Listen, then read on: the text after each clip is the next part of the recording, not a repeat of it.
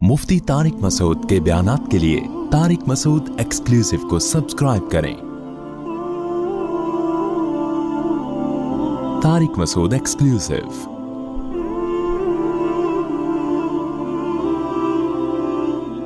हम जब मौलवी बने ना तो हमारे लिए, मैं इस पे इसलिए भी ज़्यादा बोलता हूँ, हमारे लिए यही चैलेंज थे। तो हमें यही चीज़ें समझा दी हजरत ने हमारे लिए। तो मैं तो बिल्कुल, हमारे ख़ानदान में पहले तो उलमा गुजरे हैं, लेकिन ये जो नई जनरेशन है इसमें तो मौलवी बनना एक बहुत बड़ा ऐप समझा जाता है।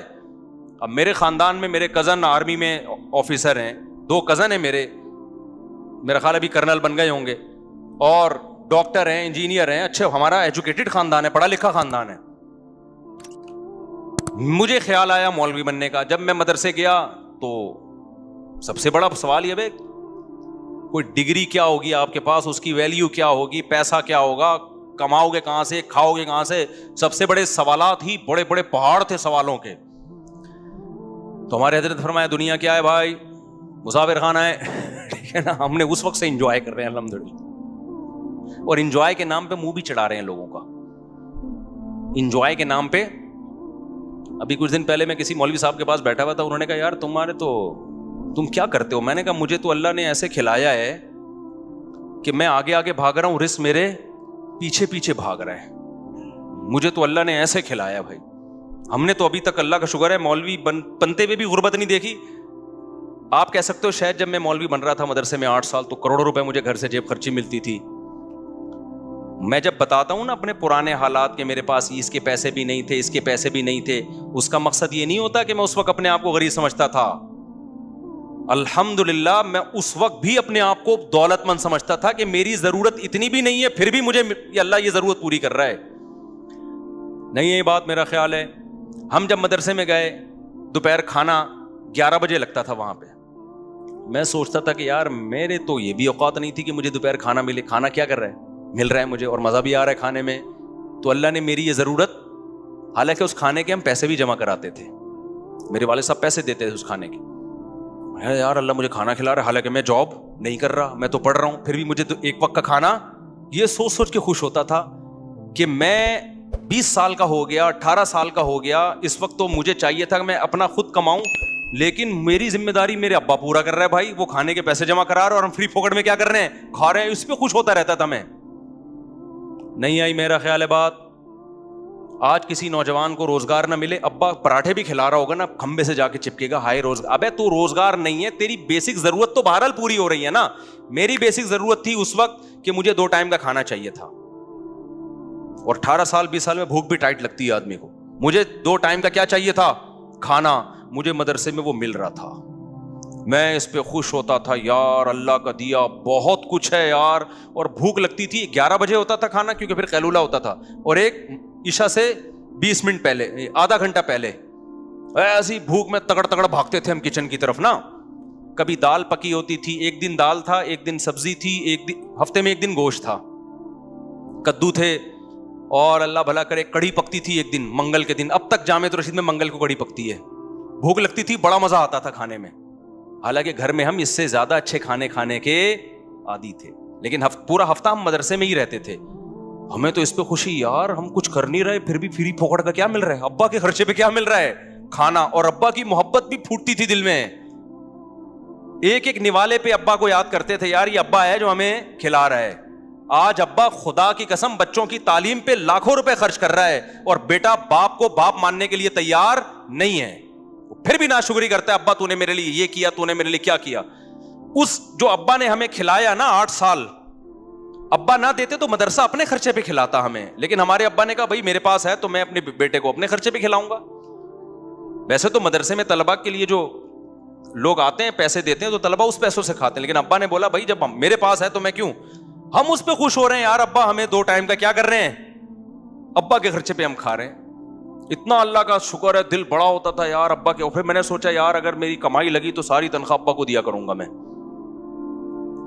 नहीं, यही बात मेरा ख्याल है। आज जब नौजवान को देखता हूं ना मैं, यार बाप तुम्हारी तालीम पे लाखों रुपए खर्च कर रहा है, गैस का बिल तुम्हारा बाप दे रहा है, बिजली का बिल तुम्हारा बाप दे रहा है, घर तुम्हारे बाप ने तुम्हें दिया हुआ, ये सारा कुछ जरा अपने खर्चे पे करके दिखाओ ना चंद दिन। फिर भी बाप के सामने बदतमीजी, फिर भी उसका ऐब निकालते हैं। कितनी बड़ी नेमत। फिर जुमेरात को जाते थे, वालदा से मुलाकात होती थी, माँ की अलग मोहब्बत होती है भाई। हम तो इसमें यार अल्लाह ने इतनी नेमतें, फ्यूचर क्या है? कुछ भी नहीं है। लोग पूछते थे मुस्तकबिल, हमने कहा मुस्तकबिल क्या, मैं तो हाल देखना है भाई। खा रहे हैं मंड के, दोपहर भी मंड के फोड़ते हैं। उसके बाद फिर क्या होता था, रात के वक्त हम फिर मुताला करते थे ना, स्टडी करते थे, रात को फिर हमें नींद आना शुरू होती थी टाइट वाली। मेरे पास सोने की कोई इतना सा बिस्तर था, 1 फुट का चौड़ाई उसकी, वो बिस्तर में बिछाता था रात को मस्जिद के फर्श पे। एक छोटा सा तकिया रखा हुआ था, ऐसा सोते थे घोड़े बेच के, इतनी मजे की नींद आती थी। फ्यूचर का नहीं पता कि हमें कहीं जॉब लगेगी कि नहीं लगेगी, हमारे सर्टिफिकेट हमारे किस काम का, कल हमारी शादी भी होगी कि नहीं होगी, कोई रिश्ता भी देगा कि नहीं देगा। अबे फ्यूचर किसके हाथ में है भाई? क्योंकि जिन लोगों ने मेहनत की है उनके हशर देखो जाके। ये तो तकदीर पर है, तकदीर में जो लिखा होगा वो मिलके रहेगा। शादियां लिखी होंगी तो 4 शादियां होके रहेंगी, नहीं लिखी होंगी तो कंवारे ही घूमते रहोगे। पैसा लिखा होगा तो आएगा, नहीं होगा तो हमने वो काम करना है जिसमें अल्लाह की रिजा हो। तो हमने कहा यार हमने अपने आप को दीन की खिदमत के लिए वक्फ कर दिया, कोई बात नहीं, इंजॉय करो लाइफ को, क्या करो। अच्छा, दूसरे सड़ रहे होते थे, हमें खुश देख के ना दूसरे सड़ते थे कि भाई ढेला है नहीं इनकी जेब में, जब भी हाथ डालो खाली जेब निकलती है। वो कमा भी रहे हैं डिप्रेशन में, फ्यूचर की फिक्र, मैं बाहर जाऊंगा, मेरा वीजा नहीं। हमारे एक रिलेटिव थे, उनका एक दोस्त अमेरिका चला गया, उनको नहीं वीजा मिला अमेरिका का। वो ऐसी डिप्रेशन में यार, अपने जो दोस्त को बिठा के आया ना जहाज में, हमारे सामने बता रहे हैं यार मैं तो बस भाई यार मेरा तो खुदकुशी का दिल कर रहा है। ये जो कुरान की आयत है ना, फमन ज़ुहज़िहा अनिन नारी व उदखिलल जन्नत फ़क़द फ़ाज़, जिसको अल्लाह ने जहन्नम से बचा लिया, जन्नत में दाखिल किया, वो कामयाब। तो इस आयत का वो ऐसा लग रहा था उनको, जो अमेरिका चला गया और पाकिस्तान से भाग गया वो कामयाब, जो यहां रह गया वो नाकाम। उस पे अबे यार अबे भाई, उनको 3 दिन तक डिप्रेशन में नींद नहीं आ रही। हमें क्यों नींद आ रही? हमने अमेरिका का भी सोचा ही नहीं था। हमने सोचा ये था भाई हमें भूख नहीं बर्दाश्त होती, खाना मिल जाए हमें, ठीक है ना, ये लाइफ। तो नींद इतनी अच्छी आती थी, ऐसे पड़े में ऐसा मजा आता था ना, इतने से बिस्तर पे एक ही करवट पे सोता था मैं, एक ही करवट पे, ज्यादा यूं करके, यानी उसमें ऐसा नहीं होता कि चौड़े होके लेट जाओ, वो मजा। और गद्दे पे नहीं सोया मैं कभी, क्योंकि गद्दा था ही नहीं वहां, हमारे मदरसे में गद्दा वद्दा नहीं था। तो मैंने चादर डाल के सोता था फर्श पे, वो आदत मुझे अब तक पड़ी हुई है।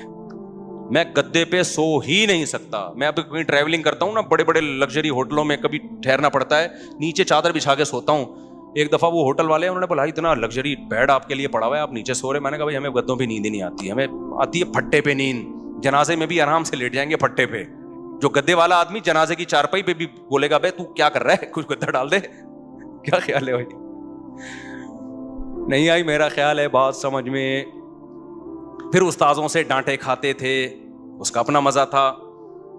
हमने ये सुना हुआ था भाई उस्ताज की डांट क्या है, जैसे खेती के लिए पानी, तो इंसल्ट महसूस नहीं करते थे हम, डिप्रेशन में नहीं जाते थे। आज कोई बड़ा किसी छोटे को डांट दे, डिप्रेशन में जाके मेरी इंसल्ट की है, मैं ये इंसल्ट बर्दाश्त नहीं कर सकता, तो डिप्रेशन होगी ना। हमने सुना था भाई बड़े अगर डांटते हैं तो ये आपकी आखिरत की तरक्की के लिए बेहतर है। ऐसे ऐसी डांटे खाई उस्ताजों ने, कहा तुम ये हो तुम यो। हमने कहा जी हजरत हम तो हैं ऐसे, ठीक है ना। कोशिश करते थे कभी जबान ना चले, थोड़ी सी बेइज्जती थोड़ी देर के लिए महसूस सी होती थी। उसके बाद जब मुराकबा करते कि यार ये तो बड़े हैं, इनका हक बनता है। और हमने बड़ों से ये सुना था भाई उस्ताज की जितनी डांट खाओगे ना उतनी जमीन जरखेज होगी, उतना अल्लाह दीन का काम लेगा। बदतमीजी नहीं करना उस्ताजों से। तो कोशिश की कि नहीं करें, तो अल्हम्दुलिल्लाह आज उसकी बरकत भी देख रहे हैं अपनी आंखों से। वो उस्ताज मोहब्बत करते हैं।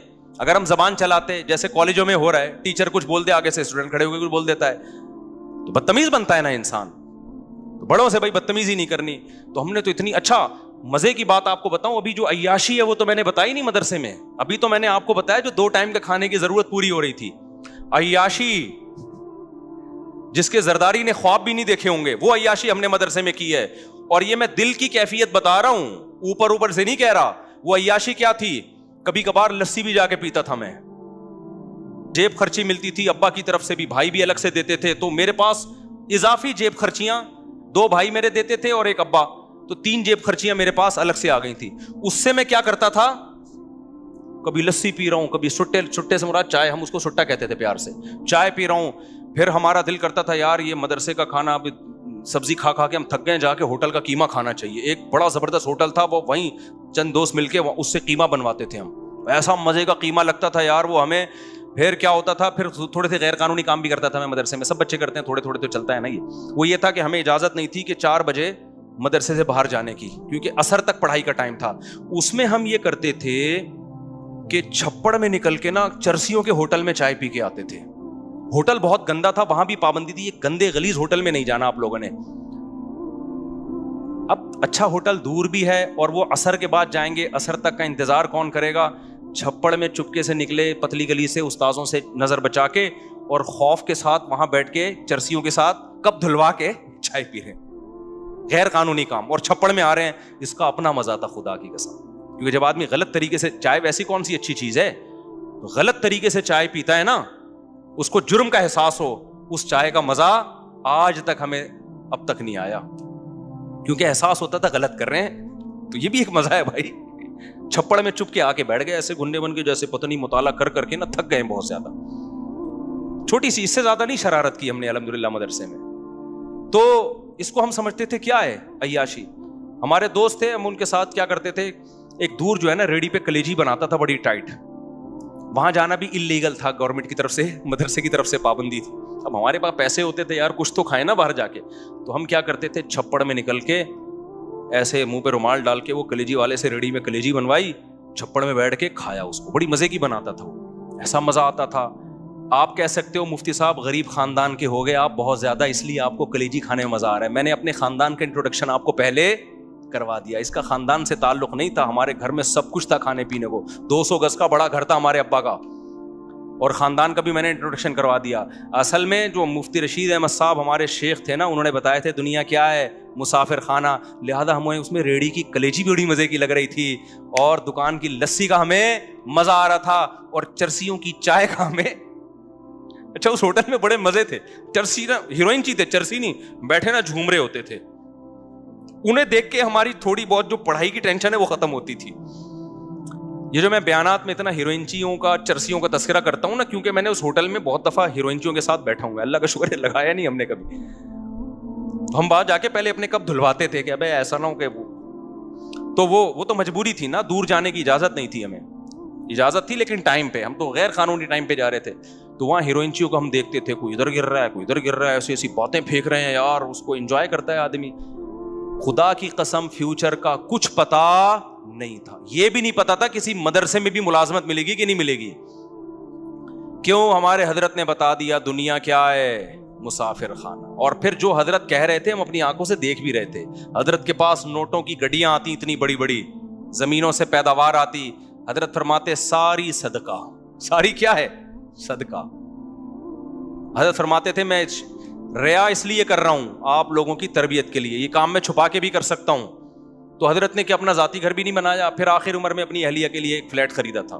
اور حضرت کیا کرتے تھے, جو آ رہا ہے مال, صرف اپنا مہینے کا جو خرچہ ہے نا وہ حضرت بچاتے تھے. گیس کا بل, بجلی کا بل, اور کھانا بڑا ٹائٹ ہوتا تھا حضرت کا. ناشتے میں سیب, ہاف بوائل انڈے, اور پھر دوپہر کا کھانا, رات کا کھانا, وہ بڑا لگژری, لباس لگژری. لیکن حد ہوتی ہے نا ایک چیز, ہر چیز کا جو منتھلی خرچہ ہے وہ رکھا. باقی حضرت کہتے ہیں میں گنتا نہیں کہ لاکھ روپے, کروڑ روپے, ارب روپے, سارے کیا فی سبیل اللہ. مسافر خانہ ہے بھائی, نکالو. نہیں ہے ہمارے خیال بات سمجھ میں. کھایا اچھا, کیونکہ مسافر خانہ ہے تو اگر بزنس کلاس میں چلے جاؤ تو اچھی بات ہے نا, کیا خیال ہے. لیکن دل نہیں لگایا. بزنس کلاس میں آپ کو چیزیں مل رہی ہیں, آپ نے جیبوں میں ڈالنا شروع کر دی کہ میں منزل پہ لے کے, ابے بھائی یہیں کھاؤ پیو, ہلکے پھلکے ہو کے منزل پہ چلے جاؤ. سمجھ. تو ہم دیکھ بھی رہے تھے حضرت کو کہ جو کہہ رہے مسافر خانہ ہے تو سمجھ بھی رہے ہیں. اور جس دن حضرت کا انتقال ہوا, مدرسے کے گھر سے حضرت کا جنازہ اٹھائے. حضرت کا اپنا ذاتی گھر نہیں تھا.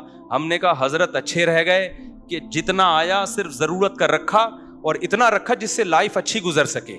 حضرت کے گھر میں ایئر کنڈیشن بھی تھا, حضرت کے گھر میں مہنگے مہنگے عطر تھے, وہ سب حضرت کے پیسوں کے خریدے, بہت سے ہدیے بھی آتے تھے.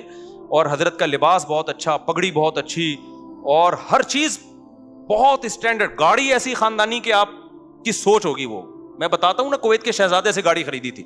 ہر چیز اچھی, بچانا نہیں ہے کیونکہ مسافر خانہ ہے. نہیں آئی بات تو جو آ رہا ہے نکال رہے ہیں, جو آ رہا ہے کیا کر رہے ہیں, نکال رہے ہیں. تو جب حضرت کا انتقال ہوا ہم نے کہا بھائی یہ خوش قسمت ہے, کیا خیال ہے؟ اب واقعی پتہ چل گیا یہ کیا تھا, مسافر خانہ. ہم نے ہی جنازہ اٹھایا, وہیں ہم نے ہی جنازہ پڑھایا, ہم نے خود اپنے ہاتھوں سے دفنایا, اور ہمیں یقین ہو گیا بھائی واقعی یہ کیا ہے, بولو مسافر خانہ ہی. اچھے رہ گئے جو آخرت کے لیے بھیج دیا. نبی صلی اللہ علیہ وسلم گھر تشریف لائے نا, حضرت عائشہ سے پوچھا کہ کچھ کھانے کو ہے, فرمایا کہ کچھ ہدیے میں کچھ گوشت آیا تھا, کوئی سیری وغیرہ آئی تھی, تو یہ رہ گیا ہے, یہ باقی ہے, باقی سارا میں نے صدقہ کر دیا. یار غربت کتنی تھی, اس میں صدقے ہو رہے ہیں. اور آج جو کھمبوں سے لٹک رہا ہے نا بے روزگاری میں, خدا کی قسم وہ اس غربت کا تصور نہیں کر سکتا جس غربت میں صحابہ رہے ہیں. اچھا اس زمانے میں جب میں پہلی حدیث مکمل کر دوں, نبی نے فرمایا کہ عائشہ گھر میں کچھ ہے, انہوں نے فرمایا یا رسول اللہ یہ تھوڑا باقی رہ گیا, باقی صدقہ. آپ نے فرمایا جو صدقہ کیا وہ باقی رہ گیا, یہ ختم ہو جائے گا. اصل باقی وہ رہ گیا جو کیا کر دیا ہے, صدقہ. مسئلہ سارا یہ ہے کہ نہ نفسیاتی ڈاکٹر دنیا کو مسافر خانہ سمجھنے کے لیے تیار ہے, گورا تو ویسے ہی نہیں سمجھتا, نہ ہم سمجھنے کے لیے تیار ہیں, تو ڈپریشن تو میرے بھائی ہوگی. نسوا اللہ فانساہم انفسہم. اللہ کہتا ہے جو اللہ کو بھولے گا نا, میں سب سے پہلے اسے اپنا آپ بھلاؤں گا, وہ اپنے فائدے کی چیزیں بھول جائے گا, ہوس میں دولت کے پیچھے بھاگے گا وہ پاگلوں کی طرح, اور اس سے ریلیشن کیا ہوں گے, ختم. جب آپ گھسیٹنے کی فکر کرتے ہو اس سے محبتیں ٹوٹتی ہیں, جب دیتے ہو تو محبتیں بڑھتی ہیں. حاتم طائی کا نام لوگ محبت سے لیتے ہیں نا, دیتا تھا, لیتا تھوڑی تھا لوگوں سے. ہمارے نبی کے ہاتھ پہ کتنے عرب کے بڑے بڑے سردار اس بیس پہ مسلمان ہوئے کہ ہم نے ان کو ایسا سخی دیکھا اتنی غربت میں, یہ واقعی اللہ کے نبی ہیں, یہ دنیا کو واقعی مسافر خانہ سمجھتے ہیں. تو وہ کیا بات کر رہا تھا, ایک دم ذہن سے نکل گئی. ہاں تو میں عرض کر رہا تھا کہ پتہ نہیں ایک بات دماغ میں آئی تھی, واقعہ آیا تھا, وہ دماغ سے ہی نکل گیا. تو یہ جو بے روزگاری میں خودکشیاں ہو رہی ہیں, بے روزگاری نہیں ہے, یہ عیاشی کے شوقین ہیں. ہاں میں یہ بتا رہا تھا کہ جب ہم ایسی ہمارے حالات تھے نا کہ مدرسے میں ایک دن ٹائم پہ دال کھا رہے ہیں, رات کو کڑی کھا رہے ہیں, ٹھیک ہے نا, وہ بڑی مزے کی کڑی ابھی بھی ہوتی ہے, بڑی ٹائٹ کڑی ہوتی ہے. تو اس وقت مالدار لوگ مجھ سے آ کے پوچھتے تھے کہ حضرت پیسوں کی بڑی ٹینشن ہے, ڈپریشن میں جا رہا ہوں, بے روزگاری ہے. میں ان سے پوچھتا تھا کہ آپ کتنا کما لیتے ہو مہینے کا؟ کہتے اتنا کماتا ہوں. میں نے کہا جس سے ٹینشن کا علاج لینے کے لیے آئے ہو نا, وہ اس کا خواب میں بھی تصور نہیں کر سکتا. ایک دفعہ کیا ہوا, جو سبزی والا نہیں میرے پیسے لے کے بھاگ گیا تھا, میرے والد صاحب کی ساری وراثت میں نے 3-4 لوگوں کو پیسے دیے, کوئی داڑھی والا, کوئی نمازی, کوئی محراب. جب میرے والد صاحب سے مجھے وراثت ملی اور اچھی خاصی ہم بیٹھے بیٹھے مالدار بن گئے. ہمارے ابا نے بنائی بھی ہمارے لیے تھی اسپیشل کہ میرے بچوں کا میرے بعد کیا ہوگا. نیک باپ یہ سوچتا ہے نا, خدا کی قسم ماں باپ سے بڑا نا کسی کا کسی پر احسان نہیں ہے. یہ اتنا مقدس رشتہ ہے کہ باپ اور ماں جو ہے نا وہ اپنے آپ کو گھلا کے اولاد کے لیے فکر کرتے ہیں, اور آج یہ اولاد ماں باپ کی قدر نہیں کرتی. مجھے جب پتہ چلتا ہے نا فلاں نے اپنے باپ کے سامنے زبان چلائی یا ماں کے سامنے زبان چلائی, مجھے بہت افسوس ہوتا ہے. اپنی بیوی کو دیکھا کرو یار, ان بچوں کو کیسے پالتی ہے وہ. چھوٹا بچہ 1 سیکنڈ کے لیے ماں کی جدائی برداشت نہیں کرتا. آپ بچپن میں ماں کے اتنے محتاج تھے, 1 سیکنڈ کے لیے ماں کی جدائی برداشت نہیں ہوتی, چپکا رہتا ہے ماں کے ساتھ, ایسے چیختا ہے. اور بڑے ہو کر کیسے بھولتا ہے, بڑے ہو کر کیسے بھولتا ہے. ایک کیس آیا میرے پاس, ایک خاتون نے کہا کہ میرا شوہر نا 2-2.5 مہینے کے لیے اپنی ماں کو میرے گھر لے آتا ہے, یہ 4 مہینے کے لیے, مجھے بڑی تکلیف ہوتی ہے. میں نے کہا خاتون آپ کا جب بیٹا ہوگا, جس کو آپ اتنی تھا اس کا بیٹا, اتنی محبت سے پال رہی ہو, وہ بیوی سے اس طرح وفا کرے کہ اس کی ماں کو ضرورت ہے بیٹے کے ساتھ رہنے کے لیے, اور وہ کہے کہ نہیں میں نے اپنی ماں کو نہیں رکھنا, آپ پہ کیا گزرے گی؟ ماں خود سوچ لیا کرے نا میں اپنے بیٹے سے کتنی محبت کرتی ہوں. اگر یہ میرا بیٹا بڑے ہو کر بیوی کو مجھ پہ ترجیح دینا شروع کر دے تو میرے دل پہ کیسے آرے چلیں گے. تو یہ سمجھ میں آ جائے گی عورت کی کہ یار کتنا بڑا اللہ نے ماں کا حق رکھا ہے. عورت اپنے اوپر رکھ کے نہیں سوچتی, اور ہمارا کلچر, ہمارے اسکالرز, وہ سب آج اولادوں کو ماں باپ کے خلاف کر رہے ہیں. سوچ نہیں سکتے آپ ماں باپ کے کتنے احسانات ہیں, بھول جاتا ہے انسان. تو میں پتہ نہیں کیا بات کر رہا تھا یہ. ہاں, ماں باپ تو کوشش کرتے ہیں نا بھائی, ہمارا سب کچھ. ہمارے ابا نے بھی کوشش کی کہ یار میں جاؤں تو یہ, خاص طور پر میں اور میرا چھوٹا بھائی مولوی بن رہے تھے, انہوں نے کہا یار یہ تو کچھ کمانے دمانے کے ہیں ہی نہیں, تو ان کے لیے تو کچھ کر کے جاؤ. لو, ابا بہت کچھ کر کے گئے, لیکن اللہ نے بتا دیا ملے گا وہی جو تمہاری تقدیر میں لکھا ہوا ہوگا. ابا نے ہمیں اتنی وراثت دے دی, ہم نے اب جب میں مولوی بن چکا تھا وراثت بھی آ گئی. اب ہمیں کیا ہوا, شادی بھی میری ہو چکی تھی, اس کے بعد وراثت ملی. میں نے کہا اب دماغ میں خیالات, اب تو چونکہ اللہ نے دیا ہے, اب میں کیا بنوں گا, بزنس مین. اب ادھر سے بندہ آیا, مفتی صاحب سنا ہے آپ کے پاس بہت پیسے ہیں. اچھا, میں تخصص کر چکا تھا تو لوگ مجھے مفتی صاحب کہنا شروع ہو گئے تھے, فتوی کا جو ہوتا ہے نا انتصاب. میں نے کہا جی فرمائیے کیا کام ہے. اچھا, میرے پاس ٹائم تو تھا نہیں کاروبار کرنے کا, میرے پاس تو یہ تھا کہ ہم نے دین کی خدمت کرنی ہے, ابا کا پیسہ آ گیا تو کاروبار میں لگاؤ, 50% تمہارا 50% ہمارا. ابا ہمیں سمجھا کے گئے تھے کہ بیٹا کسی کو پیسہ پکڑا دیا, کسی کا باپ بھی واپس نہیں نکلوا سکتا. اور پھر یہ بھی کہتے تھے یہ بات تمہاری سمجھ میں اس وقت تک نہیں آئے گی جب تک بھگتو گے نہیں, کیونکہ چکنی چپڑی باتوں میں آ جاؤ گے. اور وہی ہوا, ابا سمجھا کے گئے. باسوں کے ہم نے نہیں دیے, لیکن باسوں نے داڑھی پکڑی, ابے بھائی مفتی صاحب یہ بزنس ہے, یہ پرانی گاڑی خریدی, ریپیئر کر کے بیچی, 10 تیرے 10 میرے, میٹنگیں شروع. الحمدللہ اللہ کا بڑا فضل ہوا. ایک دن آیا کہ بس میں اس پہ خوش تھا کہ جو ڈبہ ہے نا اس میں آٹا رکھا ہوا ہے, صبح پراٹھے کے پیسے الحمدللہ ہیں, اور ایسا دیوالیہ ہوا ہے نا, اور سارے نیک لوگوں نے.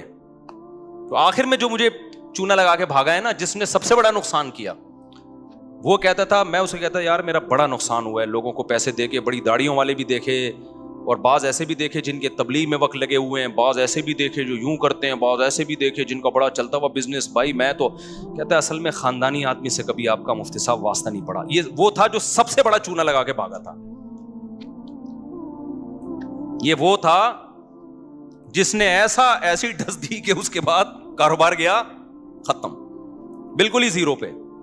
تو یہ کہتا تھا اصل میں ایکچولی مفتی صاحب مسئلہ یہ ہے کہ آپ کو خاندانی آدمی کبھی ملا نہیں ہے. پھر اس نے واقعات کے 28 لاکھ میرے پاس تھے, میں نے پہنچا دیا, وہ پتہ نہیں کہاں سے فون. تو بالآخر ہم نے دینا شروع کیا, اس نے کما کے دینا شروع کیا. میں تھوڑے دنوں میں 2 مہینے میں مالدار ہو گیا. اچھا, اور مجھے یقین آ گیا اب لوگ آ رہے ہیں, مفتی صاحب تھوڑا ہمارا پیسہ بھی لگوا دو, اتنا زبردست بندہ ہے یار یہ. جاؤ ایسے تھوڑی, سمجھ رہے ہو. میں کہا ایسے تھوڑی بھائی, ہمارا ریلیشن ہے, ہمارا کیا ہوگا اس میں. خیر میں نے کچھ لوگوں کے لگوا دیے, میرا کوئی کمیشن نہیں تھا, میں نے لگوا دی.